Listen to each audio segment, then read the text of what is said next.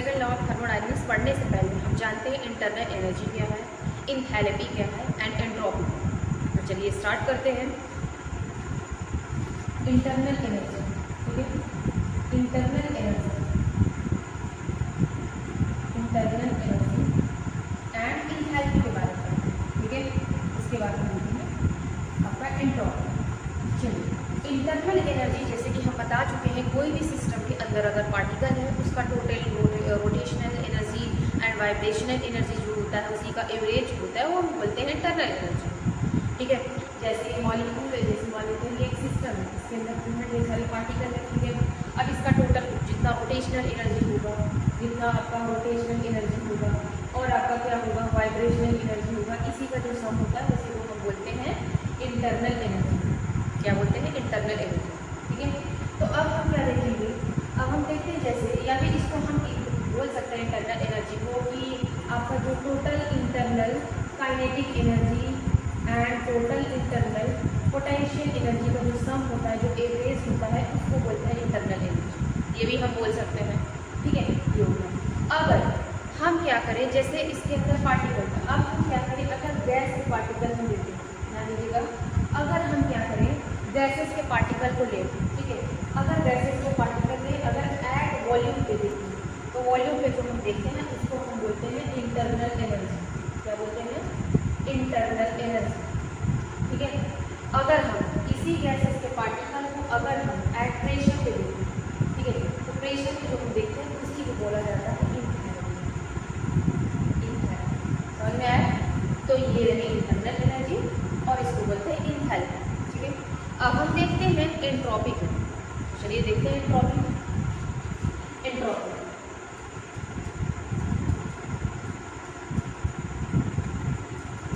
देखिए, एंट्रोपी क्या होता है?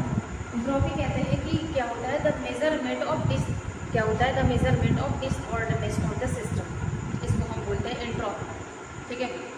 एंट्रोपी बोलता है कि measurement of the disorderness of the system. Disorderness क्या होता है?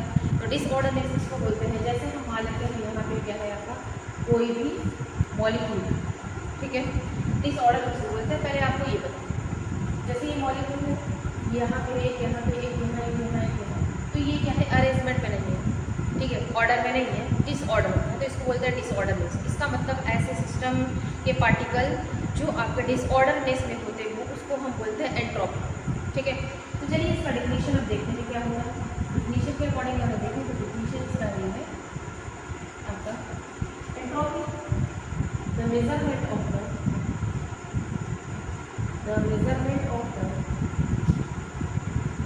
Disorderness of the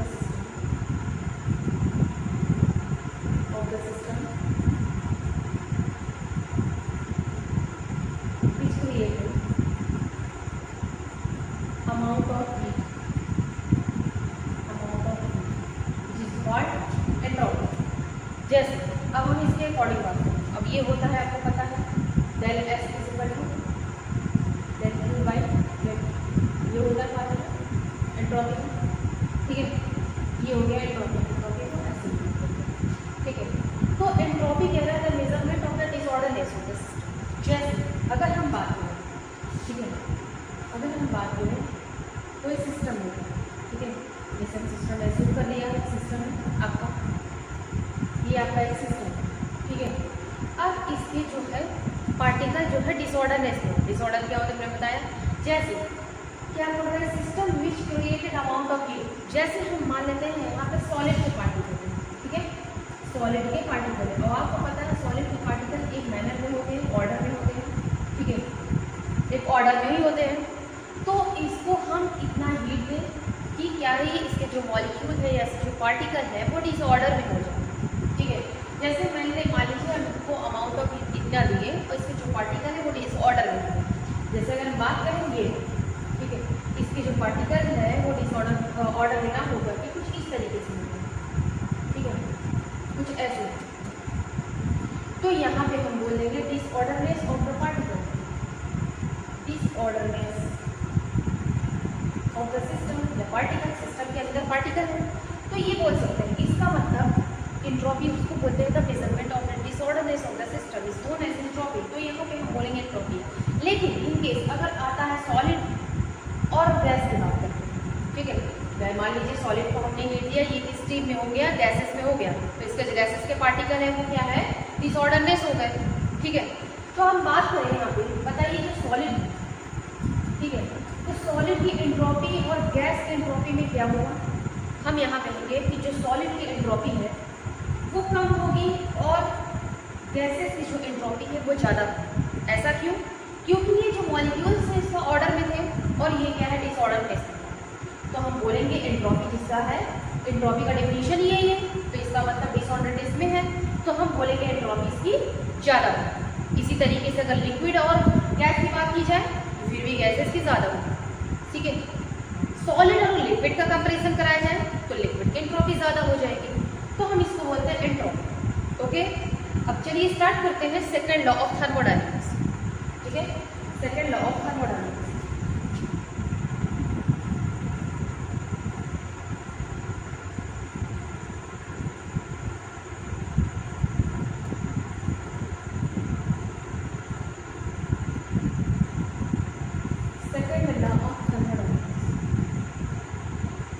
according to second law के अकॉर्डिंग अगर हम बात करें तो ये कहता है सेकेंड लॉ कि जैसे किसी भी सिस्टम पे अगर हम जितना हीट सप्लाई करें, ठीक है, तो वो क्या करेगा, टोटल उतना वर्क में कन्वर्ट कर दे रहा है बिना हीट लॉस किए, जो कि ये क्या है, पॉसिबल नहीं है।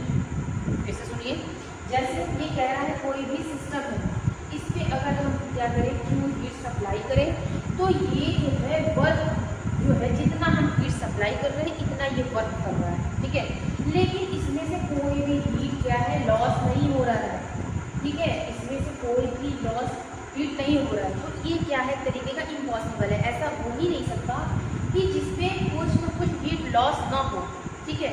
सेकेंड लॉ के अकॉर्डिंग यही बोलता है कि जितना हम इसको हीट दे रहे हैं वो इतना वर्क में कन्वर्ट हो रहा है, जो कि ये पॉसिबल नहीं है, कुछ न कुछ अमाउंट ऑफ हीट इसको रिलीज होना चाहिए, जो कि ये पॉसिबल नहीं है, ठीक है। तो इसी को पढ़ने के लिए आता है कार्नोट इंजन, ठीक है। हम इसको कार्नोट इंजन के बारे में, ये इसी को प्रूव करने के लिए आता है। कार्नोट इंजन क्या कहता है, इसमें कहता है कि हम जितना अमाउंट ऑफ हीट दें उतना वर्क बिना जितना हीट लॉस किए जो है पूरा वर्क कर सकता है। जैसे 100 हम मान लीजिए अमाउंट ऑफ हीट दे रहे हैं तो 100 जूल वर्क करेगा पूरा बिना लॉस में, ठीक है। इसीलिए हम पढ़ते हैं कार्नोट इंजन। तो चलिए देखते हैं कार्नोट इंजन क्या है। कार्नोट इंजन, ठीक है। कार्नोट इंजन आपका कहता है कि जो आपका जितना अमाउंट ऑफ हीट सप्लाई करेंगे उतना वर्क करेगा बिना हीट को लॉस। तो हम इसको एक क्या करते हैं, ग्राफ की जल्दी से समझते हैं। जैसे हम बात करें यहाँ पे पॉइंट ए लेते हैं और यहाँ पे हम देखते हैं पॉइंट बी, ठीक है। इसको हमने क्या किया, इससे अटैच किया, ठीक है। एक नेक्स्ट पॉइंट है, अब इसको क्या किया, इससे अटैच किया, ठीक है। इससे क्या किया, अटैच किया। ये हो गए 4 पॉइंट। इसको हम मान लेते हैं ए, ये है सी एंड डी, ठीक है। चलिए अब हम मान लेते हैं इसका प्रेशर P1 है, इसका V1 है, इसका P2 है एंड इसका V2 है। इसका इसी तरीके से मानते हैं P3 है, इसका V3 है एंड इसका P4 है और इसका V4, ठीक है।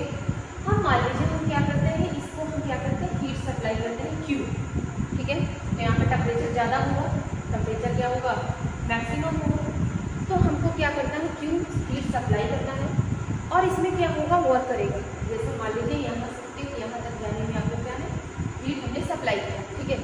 अब यहाँ से यहाँ तक ये कैसे आएगा, बिना हीट लो हीट क्या करें, मतलब क्या रिलीज किए, बिना हीट को रिलीज किए यहाँ तक आना है।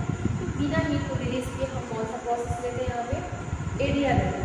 कौन सा लेते हैं, एडियाबैटिक, ठीक है। एडियाबैटिक हम देखें, एडियाबैटिक। तो यहाँ पे क्या हो रहा है, देखिए तो फर्स्ट केसेस में ए से आपका बी से ए से बी जाने तक में कौन सा प्रोसेस हुआ है, आइसोथर्मल हुआ है, ठीक है, जिसमें इंटरनल एनर्जी आपका चेंज होती रहती है, 0। जैसे आइसोथर्मल यहाँ पे क्या हुआ, आइसोथर्मल एक्सपेंशन हुआ, क्या हुआ है, आइसोथर्मल एक्सपेंशन, ठीक है। अब बी से सी जब आप गए हैं तो बी से सी जाने में क्या हुआ है आपका, बी से सी जाने में आपका क्या हुआ है, एडियाबैटिक।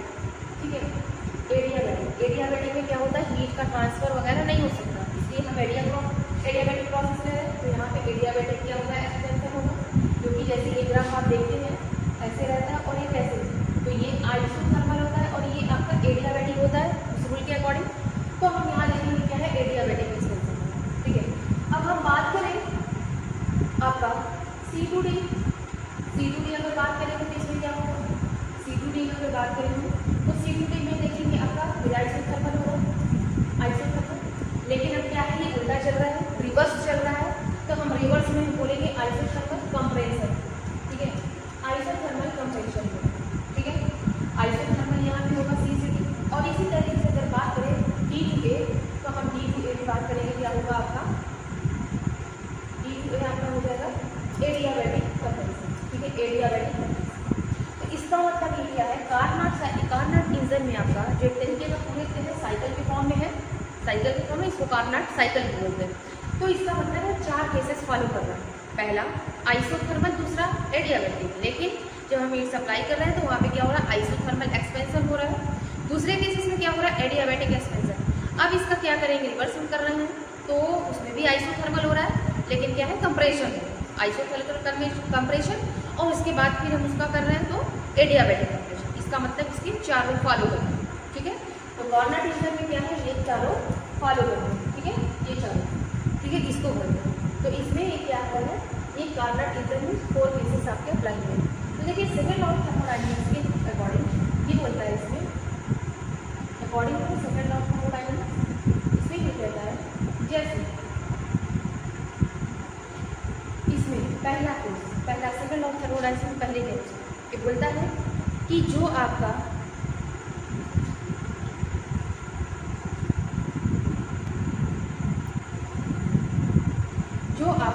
इंजन इफिशियंसी है, इंजन इफिशियंसी जैसे एक फार्मूला होता है, ये होता है जितना आप वर्क पूरा वेट कर रहे हैं, जितना अमाउंट आप करते हैं पूरा टोटल सिस्टम, वो होता है, इसको बोलते हैं इफिशियंसी। ठीक है, तो इसमें सेकंड लॉ ऑफ थर्मोडायनेमिक्स में हम 3 केसेस को फॉलो करते हैं। जैसे इसमें कह रहा है कि आपका जो इफिशियंसी है, वो 1 के बराबर कभी नहीं हो सकती। ठीक है, वो 1 के बराबर कभी नहीं हो सकती, या फिर आपका क्या है, टोटल 100% कभी फॉलो ही नहीं करेगा। ठीक है, इसके बीच में कर सकता है, 100% तो श्योर हो ही नहीं सकता। एक तरीके का हमें कार्नाट इंजन पढ़ते एक तरीके का इमेजिनेशन करते हैं, आइडियल कर सकते हैं, आइडियल गैस करते हैं। ठीक है, ये हो गया। अब सेकंड कहता है आपका, सेकंड कहता है अगर इसका हम absolute temperature, absolute zero temperature, अगर एब्सोल्यूट जीरो टेम्परेचर की बात करें तो -273 डिग्री सेंटीग्रेड, ये हो गया। मतलब क्या हो जाएगा, जीरो केल्विन। तो इसमें क्या होगा, जो एंट्रोपी होता है क्या होगा आपका, नो चेंज। इसमें जो होगा, जो एंट्रोपी होगा, no entropy change, no entropy change. जो इसकी एंट्रोपी है वो चेंज नहीं होगी, इसकी जो एंट्रोपी है वो चेंज नहीं होगी। अब इसके थर्ड रूल क्या कहता है, थर्ड रूल ये कहता है कि अगर आप, ठीक है, थर्ड के अकॉर्डिंग चलो, तो थर्ड रूल ये कहता है कि आप अगर इसका जो टेम्परेचर है, अगर आप 0 ले लें, ठीक है, अगर आप 0 ले लें तो ये कोई भी सबस्टेंस हो जाए वो क्रिस्टलाइन सॉल्यूट हो जाएगा। क्या हो जाएगा, क्रिस्टलाइन। ठीक है, एनी सिस्टम क्रिस्टलाइन सॉल्यूट, कोई भी जो लगेगा सिस्टम को वो क्रिस्टलाइन सॉल्यूट होगा अगर टेम्परेचर वहाँ पे 0 हो। क्यों, अगर टेम्परेचर अगर यहाँ पे देखो फॉर्मूले के अकॉर्डिंग की बात करें तो ये होता है डेल्टा, यहाँ पर अगर टेम्परेचर 0 तो एंट्रोपी क्या हो जाएगी, 0 हो जाएगी, तो क्या बोलेंगे, क्रिस्टलाइन हो जाएगा। तो ये रूल जो है फॉलो करते हैं। ठीक है, ये रहे आपके कार्नाट। अब हम कुछ बात कर लेते हैं, अब हम बात करते हैं रेफ्रिजरेशन। ठीक है, रेफ्रिजरेशन इसकी बात करते हैं, कार्नाट तो पढ़ चुके हैं। अब हम बात करते हैं कुछ रेफ्रिजरेशन। जैसे रेफ्रिजरेशन की अगर बात करें तो जैसे कार्नाट में अगर हमने बात किया, जो रहता है आपका हीट जो है वो कोल्ड की तरफ होता है। ठीक है, जो हीट है आपका कोल्ड की तरफ, और इसमें जो क्या होता है वर्क, जो इसमें क्या होता है वर्क होता है, वो क्या होता है आपका निगेटिव होता है। यही आप पढ़े हैं आपका सिस्टम के अकॉर्डिंग, कार्नोट साइकिल के अकॉर्डिंग, इसका जो वर्क होगा यहाँ पे, जो वर्क होगा कैसा होगा, निगेटिव होगा, वर्क क्या होगा, निगेटिव होगा। ठीक है, जो इसमें हीट है वो ऐसा कोल्ड की तरफ मूव कर रहे हैं। लेकिन अगर देखिए रेफ्रिजरेशन के केसेस में देखिए, और ये आप देख रहे हैं कि क्लॉकवाइज मेथड है। ठीक है, इस तरीके से क्लॉकवाइज, ठीक है, क्लॉकवाइज है, तो इस वजह से जो इसका जो वर्क होता है वो मैक्सिमम होता है। ठीक है, मैक्सिमम होता है। तो यहाँ पर रेफ्रिजरेशन में बात करें तो इसमें जो होता है कोल्ड से हीट होता है, मतलब ये क्या है, कोल्ड से, इसमें क्या होता है, अपोजिट होता है। हम इसको क्या बोल सकते हैं, ये एंटी क्लॉकवाइज की तरफ मूव करता है, एंटी क्लॉकवाइज। और इसमें जो वर्क होता है वो आपका क्या होता है, पॉजिटिव साइन में। इसका जो वर्क होता है क्या होता है, पॉजिटिव साइन। अब पॉजिटिव साइन में कैसे होता है, चलिए देखते हैं। जैसे अगर हम बात करें, जैसे अगर इसके भी ग्राफ बनाना चाहिए, ठीक है, जैसे का ग्राफ बनाया हमने, अगर इसका भी ग्राफ बनाए तो इसका भी ऐसे ही बनेगा, इसका भी कुछ ऐसे ही बनेगा, लेकिन इसका जो प्रोसेस है वो थोड़ा उल्टा हो जाएगा। इसलिए ये हो जाएगा आपका, जैसे वो क्या है क्लॉकवाइज किया है तो ये क्या हो जाएगा, एंटी क्लॉकवाइज हो जाएगा। ये इस तरीके से ये क्या हो जाएगा, तो हमको क्या करना पड़ेगा, यहाँ से सप्लाई करना पड़ेगा, ठीक है। ये क्या हो जाएगा, एंटी क्लॉकवाइज रेफ्रिजरेशन के केस में। इस और यहाँ पर जो वर्क होगा वो क्या होगा, पॉजिटिव, ठीक है। इसमें यही डिफरेंस होता है। तो ये हम बोल सकते हैं कार्नोट इंजन का, ये कार्नोट रेफ्रिजरेशन बोल सकते हैं। तो ये क्या है आपका कार्नोट रेफ्रिजरेशन, रेफ्रिजरेशन। इसमें और उसमें वही डिफरेंस होता है। इसमें जो होता है, जैसे इसका एग्जाम्पल लेते हैं, जैसे कोल्ड से हीट की तरफ कैसे मूव करता है। जैसे हम बात करते हैं रेफ्रिजरेशन के केस में, जैसे जो फ्रीज रहता है, हम कोई भी सब्जी वगैरह रखते हैं, मान लीजिए हम सब्जी का जो टेम्परेचर है एज्यूम कर लेते हैं 35 डिग्री सेंटीग्रेड है। अब हम क्या करेंगे, 35 है। अब जो उसका एनवायरनमेंट है, जो इसका सिस्टम है रेफ्रिजरेशन का, वो ऑलरेडी क्या है, कोल्ड है। अब वो कोल्ड है जो आपका 35 डिग्री सेंटीग्रेड है। तो जो कोल्ड इन्वायरमेंट है तो वो क्या करेगा, कोल्ड वाला जो प्रोसेस है वो गर्म की तरफ जाएगा, ठीक है। जो कोल्ड वाला जो प्रोसेस है वो गर्म की तरफ जाएगा, तो वहाँ पे रेफ्रिजरेशन एंटी क्लॉकवाइज हो रहा है। लेकिन अगर हम इसके अकॉर्डिंग बात करें, तो इसके अकॉर्डिंग अगर हम बात करें, जैसे एज्यूम करते हैं कोई भी रूम ले लें, ठीक है, रूम ले, वो आपका रूम अभी गर्म है कुछ पल के लिए, हम क्या करें, एसी ऑन करते हैं, मान लीजिए 2 घंटे 3 घंटे एसी चले, अब वो क्या हो गया, रूम ठंडा हो गया, ठीक है। अब जैसे कोई पर्सन आया, अब वो डोर ओपन कर दिया, तो उसके बाद क्या होगा, हीट क्या करेगी, कोल्ड की तरफ जाएगी, हीट कोल्ड की तरफ, पूरा 1 घंटे के अंदर आपका रूम क्या हो जाएगा, गर्म हो जाएगा। तो हम यहाँ इस केस में क्या है, रेफ्रिजरेशन से उल्टा ये बोल सकते हैं। तो इसके एग्जाम्पल है, तो एक रहे कार्नोट इंजन और एक रहे कार्नोट रेफ्रिजरेशन। तो इसमें यह डिफरेंस होता है। तो इसमें वर्क क्या रहेगा, पॉजिटिवली चार्ज रहेगा, और इसमें क्या रहेगा, नेगेटिवली चार्ज रहेगा, ओके।